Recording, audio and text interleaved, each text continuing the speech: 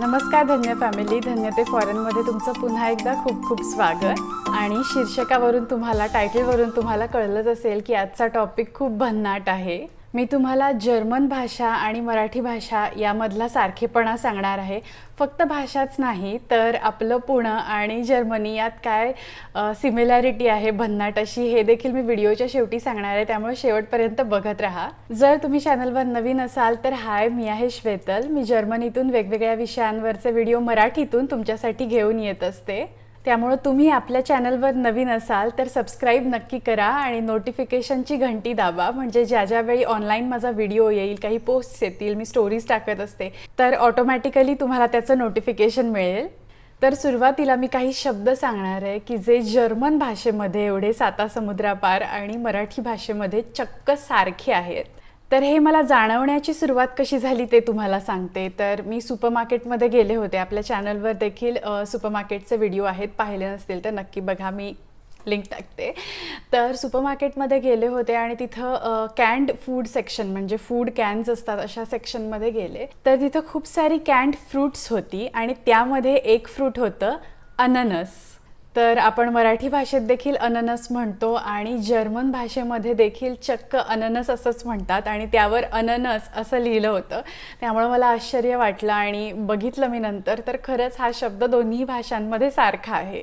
आता दुसरा शब्द, विशेषतः तुम्ही गावाकडचे असाल किंवा गावाकडची तुम्हाला माहिती असेल तिकडच्या शब्दांची, तर तुम्हाला हे ऐकून खूप मज्जा येणार आहे। आपल्याकडे गावाकडे मोठ्या भांड्याला टोप असं म्हणतात, म्हणजे आंबे टोपात ठेवा किंवा जरा तो टोप आण ग इकडं, असं जरा गावाकडं म्हणतात। तर हा शब्द आहे मोठ्या भांड्यासाठी टोप। तुम्हाला ऐकून खूप आश्चर्य वाटेल की जर्मन भाषेमध्ये भांड्याला म्हणतात टॉफ, म्हणजे TOPF असं त्याचं स्पेलिंग आहे, शेवटी एकदम थोडासा असा एफचा उच्चार आहे। तर जर्मन भाषेमध्ये टॉफ म्हणतात भांड्याला। जर किचनचं भांडं असेल तर त्याला क्यूशन टॉफ, आणि जर बागेतली कुंडी असेल तर त्याला ब्लूमन टॉफ असं म्हणतात। आता हे पुढचं तर म्हणजे इपिक आहे, खूपच भारी आहे। तर मराठीत कसं पाटील पाटलीण, म्हणजे स्त्रीलिंग पाटलीण होतं, किंवा मालक मालकीण असं होतं। समजा शब्द आहे पायलट, त्याला जर्मन भाषेमध्ये म्हणतात पिलोट। आता फेमिनन करायचं असेल, याचं स्त्रीलिंग करायचं असेल पायलटचं, तर काय होत असेल जर्मन भाषेमध्ये? थोडासा वेळ देते, गेस करा। तर फेमिनिन नाउन किंवा या शब्दाचं स्त्रीलिंग पिलोट, याचं स्त्रीलिंग होतं पिलोटिन। समजा शब्द आहे डॉक्टर, तर त्याला जर्मन भाषेमध्ये म्हणतात आर्स्ट आणि लेडी डॉक्टरला म्हणतात एस्टिन।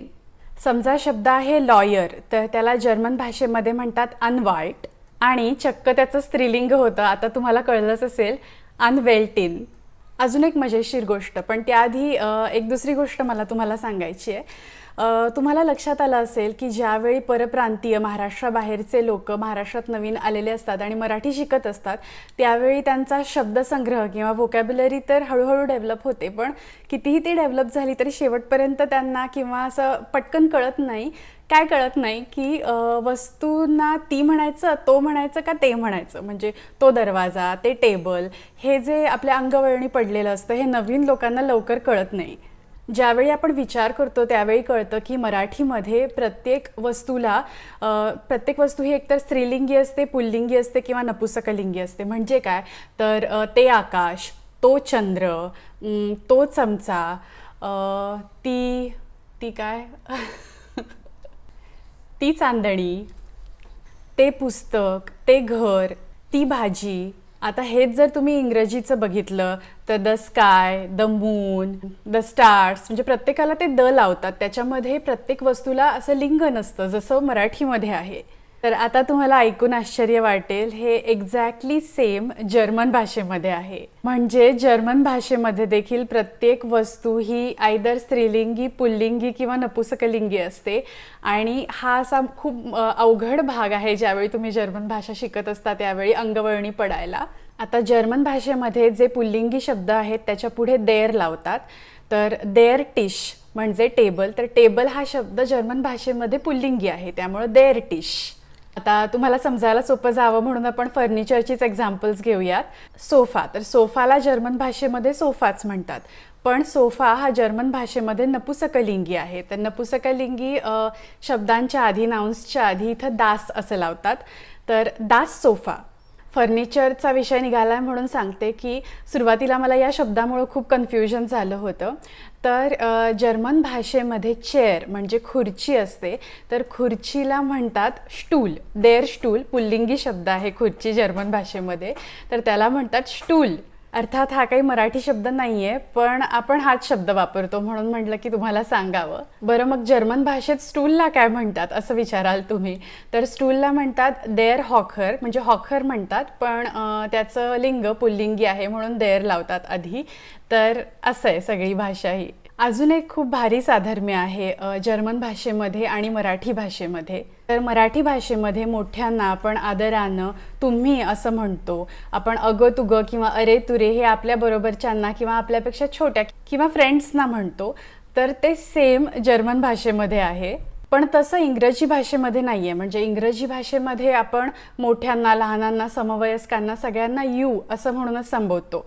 फॉर एक्झाम्पल, उदाहरणार्थ, जर तुम्हाला कोणाची तरी मदत हवी असेल तर तुम्ही इंग्रजीमध्ये विचारता की would you please help me, कुड यू प्लीज हेल्प मी. मग ही समोरची व्यक्ती मोठी असू दे, छोटी असू दे, तिथं यू याच शब्दाचा वापर होतो.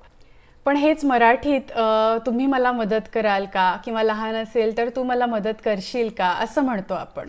तर जर्मन भाषेमध्ये आदरार्थी तुम्हीला झी असा शब्द आहे. SIE, त्यातला S कॅपिटल. आणि जर तुम्हाला इनफॉर्मली किंवा फ्रेंडली वेमध्ये यू म्हणायचं असेल तर त्यासाठी दू असा शब्द आहे. आता हे सेमच वाक्य घेऊया. Can you please help me. तर हे जर्मनमध्ये कसं म्हणायचं, क्योनन झी बिट मिअर हेल्फन.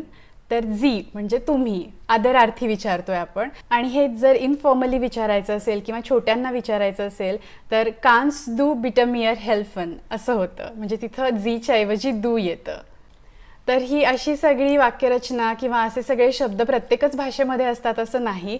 पण आपण मराठी असल्यामुळं, नवीन भाषा शिकताना मी तरी आपलं थिंकिंग हे मराठीत असतं, त्यामुळं मला खूप इझी गेलं. कारण अशा बऱ्याच सिमिलॅरिटीज आहेत जर्मन भाषेमध्ये आणि मराठी भाषेमध्ये. पण हेच जर तुम्ही इंग्रजीत विचार करत करत जर्मन शिकत असाल तर मग तुम्हाला असं वाटतं की अरे इंग्रजीत तर प्रत्येक वस्तूच्या पुढं द लावलं तरी चालतं आणि जर्मनमध्ये काय हे देर दी दास किती लक्षात ठेवायचं आम्ही. तर येस, मराठी भाषेसारखं अवघड तर आहेच. थोड्या दिवसानंतर ज्यावेळी तुम्ही खूपदा ते वर्ड्स यूज करता त्यावेळी तुम्हाला ते अंगवळणी पडतं, जसं मराठीचं होतं. स्त्रीलिंगी शब्दांच्या पुढे जर्मन भाषेमध्ये दी असं लावतात, DIE. तर आपण जसं म्हणतो ती खुर्ची, तर अशा वस्तूंची स्त्रीलिंग आहे जर्मन भाषेमध्ये, ठराविक वस्तूंची. त्याला काही असे स्पेसिफिक रूल्स नाही आहे, ते तुम्हाला लक्षातच ठेवावं लागतं मराठीसारखंच. मराठीत तरी निदान थोडेफार रूल्स आहेत. म्हणजे इकारांती एंडिंग असेल, सुरी, खुर्ची, शिडी, तर ती असते. तर असे रूल्स आहेत मराठीमध्ये. जर्मनमध्ये थोडंसं डिफिकल्ट आहे. फॉर एक्झाम्पल, जर्मन भाषेमध्ये न्यूजपेपर किंवा वर्तमानपत्र, तर याला शब्द आहे, याला म्हणतात झायटुंग. तर दी झायटुंग म्हणजे वर्तमानपत्र हे जर्मन भाषेमध्ये स्त्रीलिंगी आहे, त्यामुळे त्याच्या पुढं DIE डी लागतं, दी झायटुंग. त्यामुळे तुम्हाला जर नवीन भाषा शिकण्याची इच्छा असेल तर जर्मन भाषेला नक्की कन्सिडर करा. अशा थोड्याफार तरी सिमिलॅरिटीजमुळे मला असं वाटतं की मराठी माणूस खूप इझिली जर्मन भाषा शिकू शकतो. तसे सगळेच शिकू शकतात, पण अशा सिमिलॅरिटीज सापडल्या मला आपल्या भाषेत आणि जर्मन भाषेत, त्यामुळे थोडं इंटरेस्टिंग वाटतं. आता शेवटचं साधर्म्य, शेवटची सिमिलॅरिटी हे खूपच भारी आहे. म्हणजे हे भाषेबद्दलचं नाही आहे, हे जर्मनी आणि पुण्याबद्दलचं आहे. तर कोणत्या घड्याळी वेळेसाठी पुणे खूप प्रसिद्ध आहे? दुपारची वेळ 2 ते 4. सगळी दुकानं बंद, चितळे बंद, सगळे झोपतात, कोणी कोणाला डिस्टर्ब करायचं नाही. तर हे अगदी असं नाही, पण साधारण सारखं काहीतरी जर्मनीमध्ये आहे. म्हणजे इथं 2 ते 4 दुकानं वगैरे बंद नसतात, पण साधारण सिमिलर कन्सेप्ट आहे. त्याला जर्मन भाषेमध्ये म्हणतात मिट्टाग्सरुहे किंवा मिड डे रेस्ट असं आपण म्हणूया. तर साधारणतः दुपारी 1 ते 3 या वेळेमध्ये शांतता पाळायची. मोठे आवाज होतील असं काही करायचं नाही. फॉर एक्झाम्पल, ड्रिलिंग करायचं नाही घरामध्ये, किंवा गवत छाटणीचं मशीन असतं तर ते वापरायचं नाही. अर्थात हे सगळे रूल्स, या सगळ्या वेळा या तुमच्या सोसायटीनुसार वेगळ्या असतात. म्हणजे हे रूल्स तुमच्या हाऊस रूल्समध्ये असतात, जनरली तुमच्या रेंटल कॉन्ट्रॅक्टमध्ये हे रूल्स असतात. पण साधारण काहीतरी सारखं आहे जे आपण पुण्यामध्ये अनुभवतो.